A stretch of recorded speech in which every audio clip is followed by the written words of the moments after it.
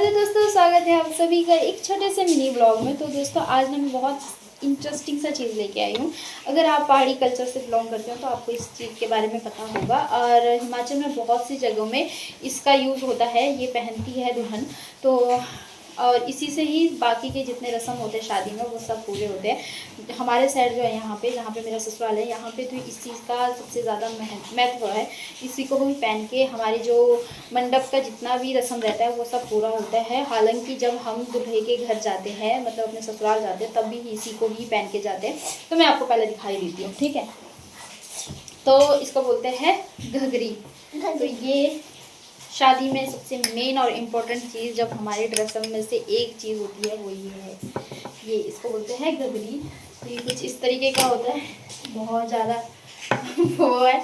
तो आज मैंने इसको क्यों निकाला है, इसलिए क्योंकि मैंने इसमें प्रेस करना है कुछ टाइम के, अभी कुछ बीते 3-4 दिनों के अंदर मुझे ये पहनना है। तो वो क्यों पहनना है, किस लिए पहनना है, वो सब चीज़ें मैं अलग चीज़ उस टाइम ब्लॉग बनाऊंगी, उसमें मैं बता दूंगी कि क्यों पहनना है। बाकी मैं आपको बता दूं, अभी शादी के बाद एक तो हम मंडप में इसको पहनते हैं, और सबसे बड़ी बात जब हमारे घर में कोई हवन और पूजा पाठ होती है, जैसे पाठ वगैरह होता है, तब हम इसको पहनते हैं। तो ये सब चीज़ें उस टाइम पहनने को काम आती है। और बहुत से लोग ऐसे होते हैं जिनको ये मौका ही नहीं मिलता, बस उस टाइम जब शादी होती है तभी ही पहन पाते हैं बेचारे, उसके बाद पहनने का मौका नहीं मिलता। बट मेरे को अभी के साथ 2-3 बार मौका मिल गया है इसको पहनने का, तो अभी भी मुझे ये पहनना है अभी 3-4 दिनों के अंदर, ठीक है।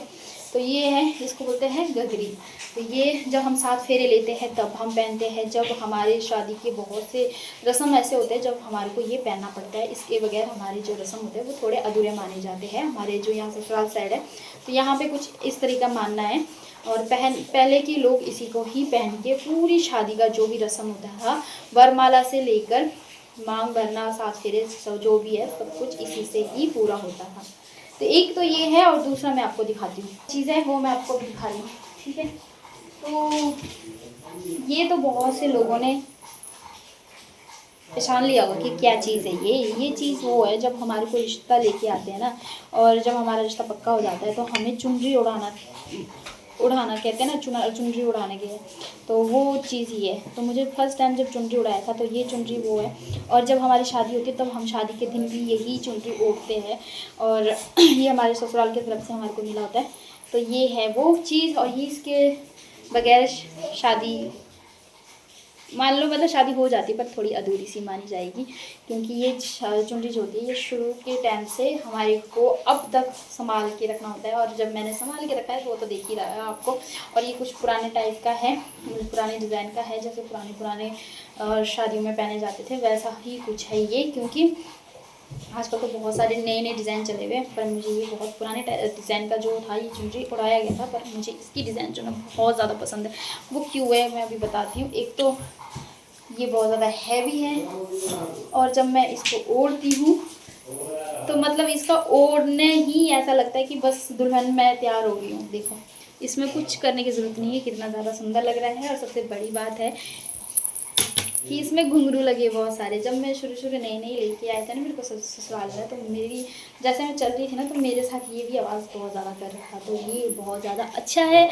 और जब मैं फर्स्ट टाइम आई थी तो मैं बहुत ज़्यादा दुबली पतली सी थी, तो ना ये चुनरी मुझे ऐसा लगता था जैसे तो मुझे कंबल उड़ा दिया किसी ने, क्योंकि बहुत ज़्यादा हैवी लगता था। आज को थोड़ा मेरे शरीर के हिसाब से ठीक ही लगता है, मतलब अच्छा लगता है, जच जाता है, मतलब ऐसा कुछ है। बाकी मैंने बहुत प्यार से संभाल के रखा है इसको। तो 2 चीज़ होती है जो हमारे दुल्हन के साइड पे बहुत ज़्यादा इम्पोर्टेंट है। एक तो ये ओढ़नी, जिसको हमारे पहाड़ी लैंग्वेज में रीड़ा बोलते हैं, और एक वो घघरी जो मैंने आपको दिखाया। तो ये सारी चीज़ें हैं। लाइफ में बहुत सी चीज़ें ऐसी होती है जो हमारे को संभाल के रखना होता है, पर बहुत सी चीज़ें ऐसी होती है जो हम संभाल नहीं पाते हैं। पर ये चीज़ जो है हमारे को हमेशा संभाल के रखना चाहिए मेरे हिसाब से। तो मैंने ये बहुत प्यार से संभाल के रखा है ये। तो ऐसा कुछ है।